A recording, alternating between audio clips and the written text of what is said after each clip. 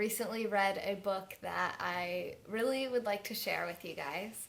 If you already follow me on Snapchat, you probably already know all about my experience with the Miracle Morning. But if not, definitely this is a nice way if you don't want to read the book, if you don't like to read, or you don't want to wait for it to come in the mail, if you're ordering it from Amazon or however you get your books. I got mine from the library, so that's why I don't have it with me here. I'll have to order my own copy because I did like it. And that's a good way to test out books. Just try it out from the library first, and then if you like it, you can add it to your home bookshelf. And it's free. I think I already said that. So, before I go into what the Miracle Morning is, I want to talk about the last part of the book. So, he includes this little bonus feature of I think he calls it the email that will change your life. And it's an email where you ask 20 to 30 people that you know, whether it's very well or not, just people who you respect their opinion and like to know kind of what they think about you. We're asking for feedback. And it's scarier than it sounds. It sounds scarier than it is because you think that people are just going to tear you up and take this opportunity to tell you all your flaws that you never even realized and give you this whole complex. But that's not what happened, at least in my experience. Most people didn't respond at all. And the people who did, they had these little, gentle, tiny pieces of advice that were cushioned with all sorts of sugar coating and niceties, which it was fine. It was very easy to digest and it was really helpful. I actually learned a lot about how I'm showing up for these people in their lives, and I really appreciate those of you who did take time to give me feedback. So, what is the Miracle Morning? The Miracle Morning is a book written by Hal Elrod, and it's also a morning routine. And in the book, he recommends that you try it for 30 days before you really judge it, which is exactly what I did, ending on the December 30th of 2016. So going into the new year with a really cool new morning ritual that I love. And it includes 6 things. And the way you remember these 6 things is the acronym SAVERS, SAVERS. Lifesavers is what he calls them. So it's a little bit of a stretch to get the acronym, but you'll understand, and it does make it easier to remember. So the first S is silence, which as a yoga teacher, I can definitely get down with. It's all about meditation, being silent, finding some time to just silence your mouth every morning. The second A is affirmations, and I really encourage you to go onto my website, look at my most recent blog post, at least it was the most recent at the filming of this video, and it's all about affirmations, and you can find 3 different links to websites that have different affirmations on them.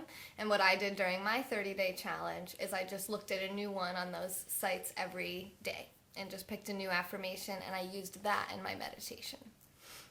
The V, the third one, is for visualization. So a lot of top Olympic athletes and top musicians, performers, a lot of them say that they actually visualized what they wanted regularly before they ever got it.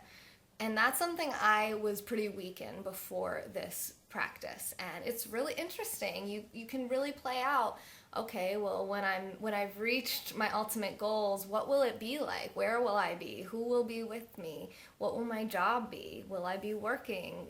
And just all sorts of different questions. So I definitely recommend that you try that as well in all of this. The E is the fourth, and that's exercise. Even if it's just 1 minute a morning, and that's honestly what I did. I just committed to 1 minute every morning, running up and down the stairs, or doing some push-ups, sit-ups, some yoga, whatever it was, something aerobic, so you're getting your heart rate up early in the morning, or however early it is for you. The 5th thing is R, which is reading, one of my personal favorites if you know me. I completed a 30-day challenge earlier in 2016, which was a book a day challenge. So I read an entire book every day for 30 consecutive days.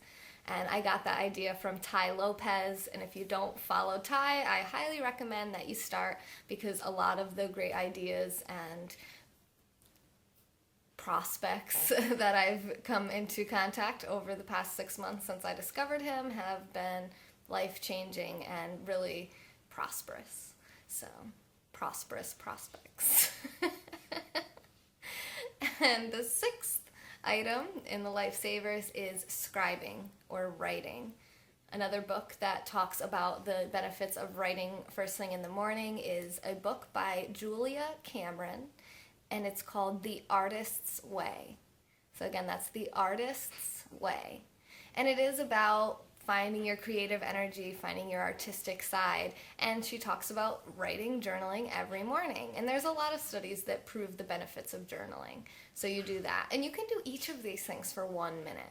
1 minute of silence, 1 minute with your affirmations, 1 minute of visualizing, 1 minute of exercise, 1 minute of reading, 1 minute of writing, and you're done. So it does take some time to get up in the morning, and although almost no one likes waking up early, everyone likes having woken up early afterwards because you get so much more done. There's more time in your day, and you start with that aerobic exercise, that visualization. It reminds you why you're doing what you're doing, and it gives you more energy and more time to be more productive and more space so you don't feel maybe so rushed and kind of groggy in the first few activities of your day. You get that all out of the way in your own private space and time.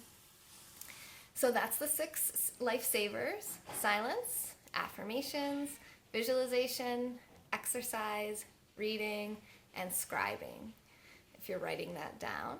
And the tricks, he gives 5 tricks to help you wake up. So if you're like me and you're like, I'm not a morning person, I don't really think this sounds good or fun or useful at all. These 5 things actually really help me a lot, and I'm going to keep using these for my normal morning rituals, even now that I'm outside of the 30-day challenge, the 30-day test period, we could call it. And the first thing is moving your alarm somewhere where you have to get up on your feet to go get it and turn it off. Don't snooze it and get back into bed. You can resolve the night before. The sleep is going to give me so much energy. I'm going to feel so well rested in the morning. And when I wake up, I'm going to turn off my alarm and go right to the bathroom. So you might have to use the bathroom. And then the second thing to help you wake up is to splash water on your face. I'm in upstate New York. I use warm, really warm, nice water. It feels really good when you're first had to climb out of bed. If you're really hot, if it's sticky, you could use cold water. So any temperature water, you want to splash that on your face. The third cheat to help you wake up a little earlier, the third tool, is brushing your teeth. So many of us, we're going to feel that in our mouths. We're going to want to brush our teeth, and that helps to kind of bring you out of that sleep state, because that's probably what you normally do when you first wake up and get going. The fourth thing to help you wake up is to drink a full glass of water as fast as is comfortable for you. So that's not hard for me. I drink giant jugs of water like this almost every day, probably 3/4 of this every day. You don't have to do that much, but first thing in the morning, you're dehydrated because you've been sleeping all night. You haven't been drinking any water, and dehydration can bring on fatigue and make you feel tired. So getting some hydration into your body as quickly as you can helps to wake you up, and it also helps for the exercise and just plain old hydration, which is good for you. If you come to the yoga studio I teach at, the owner there, she's pretty famous for saying hydrate, hydrate, hydrate at the end of almost every class to remind us it's important to stay hydrated. And the fifth thing is to change your clothes. So once you change out of your pajamas into your workout clothes, that's obviously going to help give you that extra boost. To be honest, I didn't need that one. I didn't do that one pretty much ever because I sleep in like yoga pants, and I could just work out in my pajamas and it's cold, so I skipped that part. And you can skip any part, really. Make it something that works for you. Do it for as long as you like. I meditate for 20 minutes.